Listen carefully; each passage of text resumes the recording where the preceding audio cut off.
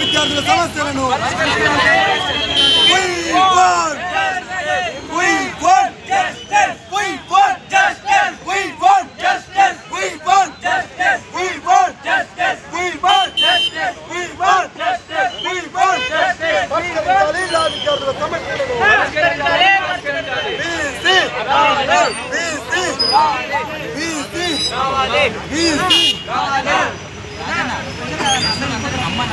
విద్యార్థులము 3వ సంవత్సరం చదువుతున్నా. నా పేరు కోడబాగ రాజు. ఇక్కడ గత వారం రోజుల నుంచి కర్రీ సరిగా ఉండట్లేదు, రైస్ సరిగా ఉండట్లేదు, ఉప్పు ఎక్కువ అవుతుంది. At the same time hygienic అసలు ఉండట్లేదు.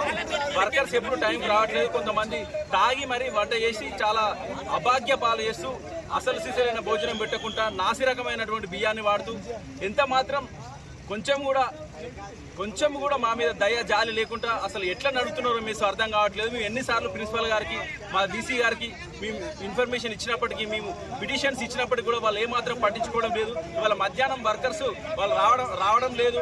ఎందుకంటే వాళ్ళు వన్ డే స్థితిలో లేరు, వాళ్ళు ఆబ్సెంట్ అయ్యే పరిస్థితి ఏర్పడింది. కాబట్టి మేము అందరం విద్యార్థులం Osmania university of law college 3వ సంవత్సరం 5వ సంవత్సరం విద్యార్థులు అందరం రోడ్డు మీదకి వచ్చినాం. ఈరోజు మాకు న్యాయం జరగాలని, correct right to food and education, right to food and health అనేది ఒక ఫండమెంటల్ రైట్. కాబట్టి దానికోసం మేము పోరాడుతున్నాం.